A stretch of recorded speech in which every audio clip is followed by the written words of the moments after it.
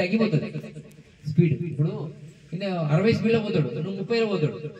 ఆయన బండి ఎక్కిస్తే 30లో పోతే ఎట్లుంటుంది? ఏం బండి అని పక్క పెడతాం. అట్లా తక్కువ ఉంటుంది. కాబట్టి చాలా జాగ్రత్తగా శ్వాసను బిగపట్టేటువంటి ప్రయత్నం కనుక మీరు నిత్యం చేయగలిగితే మీకు ఇప్పుడు ఆయుష్ పెరగాలన్నా, మీ యొక్క శరీరంలో రోగ నిరోధక శక్తి పెరగాలన్నా, మీ యొక్క కోరికలు అందో ఇంత తెలియక ఏదైనా కావాలంటే అయిపోవాలి. నేను ఒకటి పోతున్నా, పలానా స్వామి ఉంటాడో లేదో అనుకుంటే ఆడు ఉండాలి అంతే.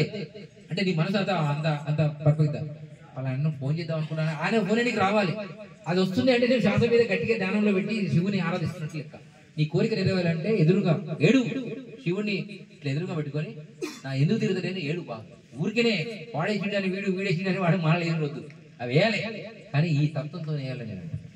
కాబట్టి ఆలోచన చేయండి. గురుతత్వంలో మీరు కోతి పిల్ల రీతి గురువుతో ఉండమని చెప్పింది. కోతి తన పిల్లలు తక్కువ సందర్భాల్లో పట్టుకోదు, కొన్ని సందర్భాల్లో ఎక్కువ సందర్భంలో పట్టుకోదు. కానీ చెట్ల పిల్లలు దొరికిన పిల్ల పడిపోదు. అట్లా గురువులతో అలా ఉండమని చెప్పింది. గురువు అంటే ఏ గురువు అయినా కావచ్చు. ఇప్పుడు నేను కావచ్చు, మీరు కావచ్చు, మీ గురువు కావచ్చు. ఇప్పుడైనా నాకు తెలిసి 65 ఉంటారా, 70 ఉంటారా, 72 ఉంటారు. వీరు కూడా సాధన గట్టిగా చేయాలి. ఇంకోటి వారి కోరిక ఏముందంటే నాతో చెప్పారు, ఏంటి నీ కోరిక అంటే 400 గజాల జాగుంది స్వామి, గుడి కడదామంటే ఏదో అడ్డం పడుతుంది, ఏదో అవుతుంది, ఏదో ఎన్ని ఇప్పటిదాకా లెవెల్కి వచ్చింది. నేను ఒక మంచి గుడిని ఏర్పాటు చేయాలని అనుకుంటున్నా అన్నాడు. మీ దగ్గర గుడి ఈ రాష్ట్రంలో ఎక్కడ లేదు చేయాలంటే ఒక పద్ధతి ఉంది. మీరు దోర్నాల్ అనే గ్రామం శ్రీశైలం దగ్గర పోతుంటే స్థానికవరమైన గ్రామం ఉంటుంది. అక్కడ కేవలం శివభక్తుడు, శివతత్వంతో కూడినటువంటి వ్యక్తి, శివుడు సాక్షాత్కారమైన ఆయన గురించి నేను నా కార్యక్రమాన్ని పిలిచిన. ఒక భక్తుడికి ఫోన్ చేసి ఒక భక్తుడు వచ్చి, స్వామి మాకు బాగా నజరు ఉంది అంటే ఒక 300 మందికి భోజనం పెట్టుకున్నాడు. సరే 300 మందికి భోజనం పడ్డాడు. ఆ విషయం అందరికి తెలిస్తే 750 మంది వచ్చారు భోజనానికి. ఇది 300 మందికి ఉంది. అప్పటికి 200 మంది కూరగాయలు లేవు, ఆడ వండే పరిస్థితి లేదు.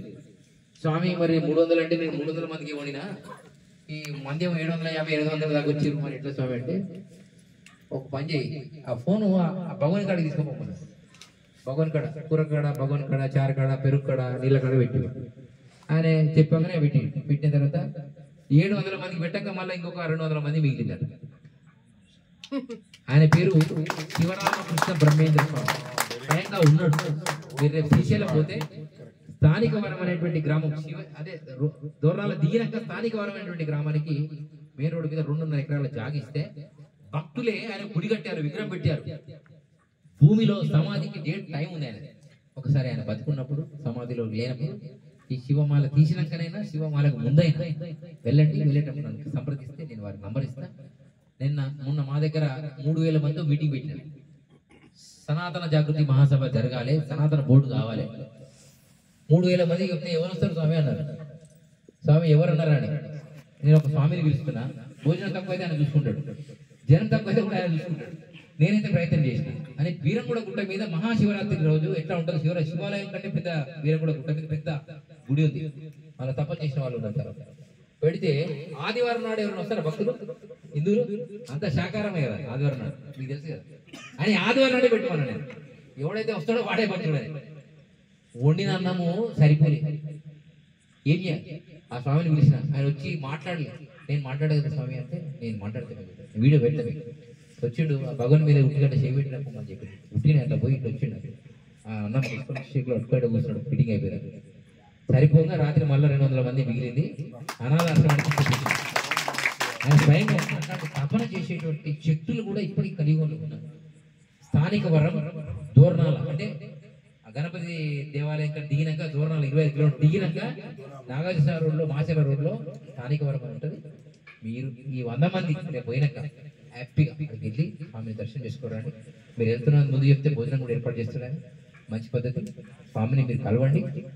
ఆయన పక్కగా ఉంటాడు, చాలా సన్నగా ఉంటాడు, ఒక మాట్లాడు. ఆయన ఇట్లా నిమ్మకాయ 5 తీసుకుపోయి కొన్ని నిమ్మకాయ ఇస్తే నాకు ఇచ్చాడు 10 సంవత్సరాల కింద. ఇప్పటివరకు ఆ నిమ్మకాయ పాడవలే, గట్టిగా అంటే బాగా తయారైంది. అట్టనే ఉంది. మీకు మళ్ళీ వచ్చినప్పుడు మీకు అర్థమైందా? అలాంటి వాళ్ళు కూడా ఉన్నారు. అయితే మీరేమంటున్నారంటే మీ లోపల ఆ తత్వం కూడా ఉండాలి.